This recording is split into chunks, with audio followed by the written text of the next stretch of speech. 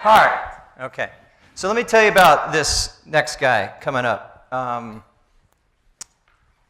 Kind, considerate, authentic. He's very challenging, but in a loving way. Dry sense of humor. Loves a lot of people. Very fortunate. And he's become a lot more humble in his life the last 4.5 years. I can assure you of that. So I am Greg Aden. That's my last name, for those of you who don't know yet. And I'm humbled to be on this stage. And you heard me say, from my heart, be careful of what you ask for. You just might receive it. And that's my story. And you'll hear more about that in just a second. These are my little guys. On the left is Jackson. We recruited him from a far, far place away called St. Petersburg, Russia. And the little guy on the right was made the old-fashioned way, so to speak. And you'll get to know them a little better as well. What is a servant heart?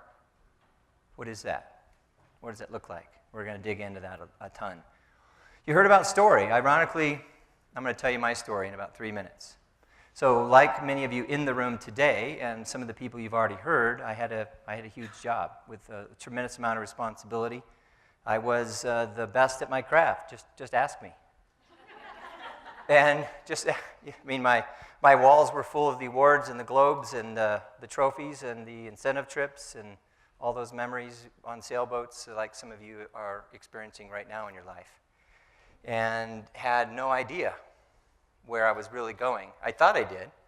Then I met a wonderful woman, and she challenged me to be open to having another child. Well, I didn't have any, so it was for her. But I'd already told her, I'm not open to having another child.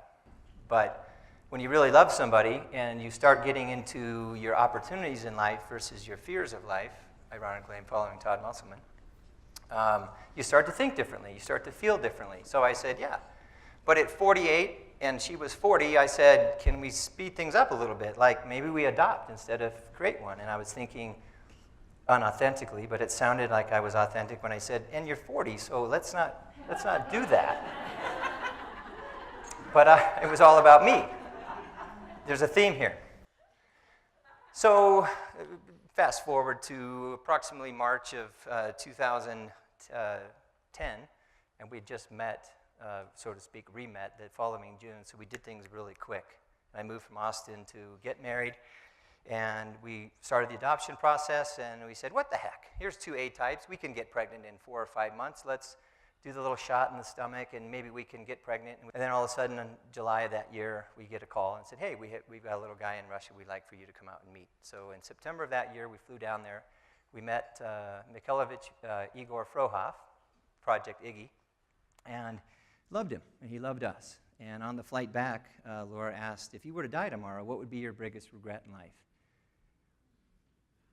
And I said, not having a child of my own. Even though I had just met my soon-to-be son, 2 more trips to Russia were coming, I said that.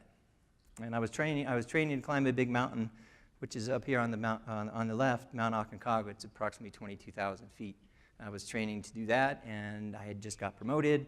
I moved from Austin. We just met Iggy. Life's good. 6 weeks later, we're pregnant.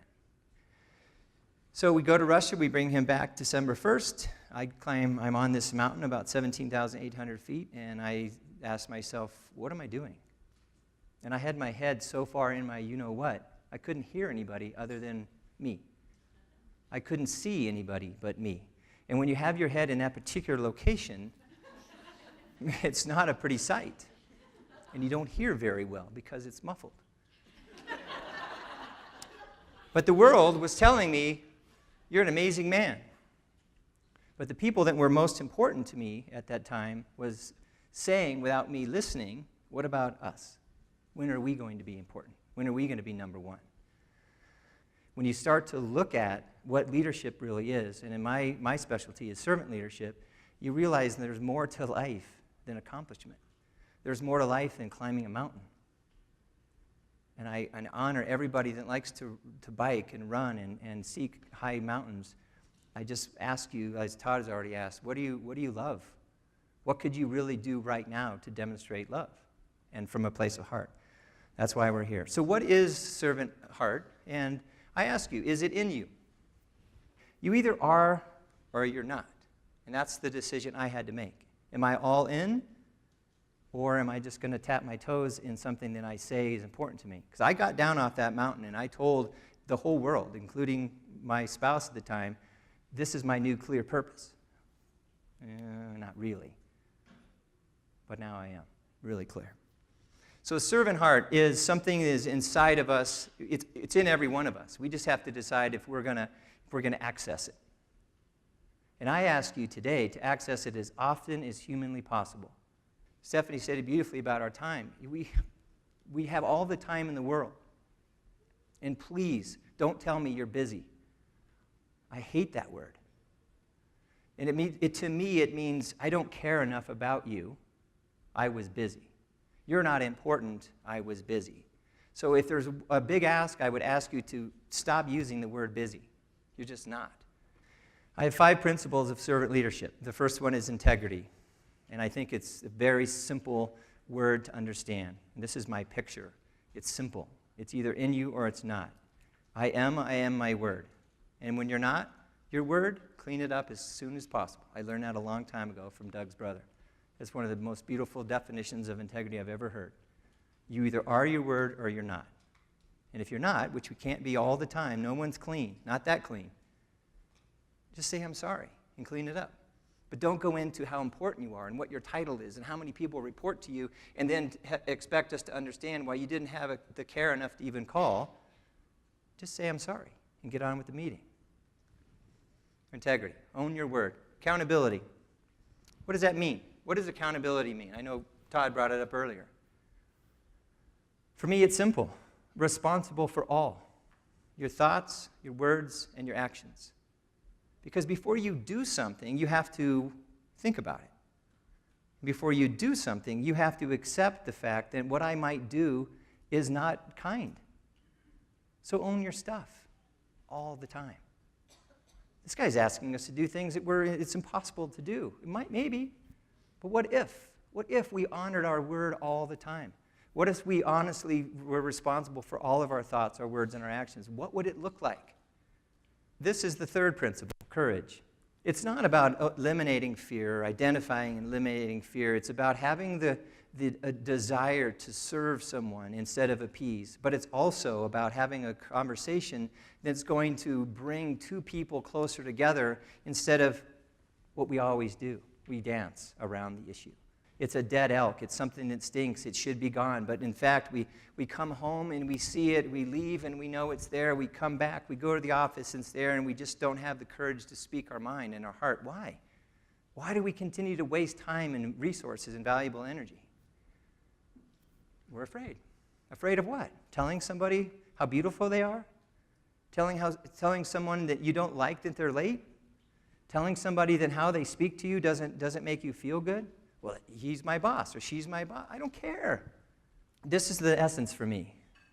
Lean into the people you love. Lean into the people you want to have a real relationship with and say, this doesn't work for me, or this is what I want from you. What's the worst thing someone can say when you ask them for something? That, or go F yourself, perhaps. I don't know. But ask yourself that when you're thinking about sinking down into fear or hiding under the table or under the bed. What's the worst thing that can happen? If that doesn't drive you into action, then ask yourself, what happens if I say something and they say yes? Then your behavior changes. If I would have sat in that boardroom knowing what this board could create, and I just walked out and, I should have said something about having a leadership conference. But no, they wouldn't believe me. They wouldn't believe it's possible. They wouldn't want to put the money and energy into it, even though we're reaping benefits from you all being here. Where are you not speaking courageously and asking for something that you really want? I don't know. That's your question. I told you there's going to be a lot of questions today. Passion. And this isn't about cheering. This isn't about being excitable. This is about doing something and being with people that you don't even need to be paid. That's how passionate you are. Does that make sense? It's a feeling, but it's authentic. And I wish we had more time, but I'd ask each and every one of you to share inwardly, what are you truly passionate about? What are you doing on a regular basis that makes a difference in someone else's life besides yours? Because servant leadership is not about you. And for all the leaders in the room that don't understand this, I'm going to simplify it really easy for you. Leadership is not about you. Get over yourselves. And I don't mean people in this room. I mean leaders in general. But if you're thinking about someone in your organization that still doesn't believe it's not about him or her, it might be time to have a courageous conversation with them. Where and when or if have you found your true passion, and what is that? Is it to serve? Is it to lead? Is it to help people raise money? Is it to be a CEO or CFO? I don't know. But spend some quiet time with yourself and figure it out. Humility. If there's one thing leaders today need to embrace as one of the most powerful principles of leadership, it's this one. Get over yourself, care deeply about someone else. Empathy is a big part of humility. Recognizing that you are here only because of the great team that you've assembled or you inherited. But take a minute, be humble and serve somebody else.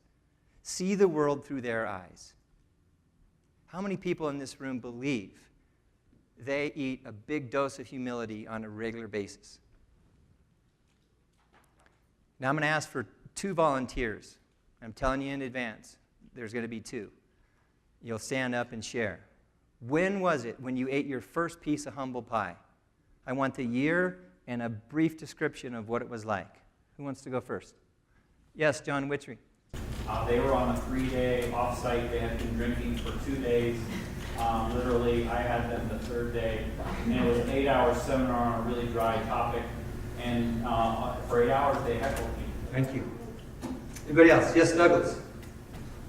1982, I was an undefeated wrestler, elected to wrestle a Japanese junior Olympian. The gym was packed. Here I go out there. 17 seconds, I was pinned. Looking up at the crowd and just like talk about humility. Thank you for sharing. Thank you, Doug. Thank you, John. You're leading by listening. You're leading by learning, not telling. It's beautiful. You want humility. Just say you'll be courageous enough to eat humble pie, because there's more coming. But don't avoid it. Just get used to it. I love humble pie now, but it's got to be authentic. Don't walk around telling people you're humble, because that's like telling somebody you're authentic. Well, you either are or you aren't. How many in the room have young children? How many people in this room have children that are in lower grade school? Okay. When's the last time you were in one of those rooms and above the door it said what? Be kind. The good schools are reminding kids the most important thing at that age, 7, 8, 9, is just to be kind. Be gentle. Keep your hands to yourself. Be conscientious. This is, in my opinion, the secret to a successful relationship. Stop all the other noise. From a servant heart standpoint, just assume that it's really good to be kind and considerate to another human being. I've never met anybody who has said, please, don't be kind to me. I'd rather you not be considerate. So just assume in your heart as a servant leader that this is one of the key successes to a strong relationship. Does anyone want to challenge that? Okay. You can. You can do this your own. I'll share the slide with you. You can populate it with your roles that you play. We all have ourselves. Some of us have children. The point is, what's in the center of this slide? Like you've heard a dozen times today already, where does it all start? I'd be happy to send this deck to anybody that's interested. This slide, we can send it to you so you can populate it. It's kind of fun to have up on your wall. So I ask, as a servant leader with a servant heart, how are you showing up in all the key roles in your life? You can't be a servant leader with a servant heart in some of them and then be a blank in the others. If you either are or you aren't a servant leader. Thank you very much.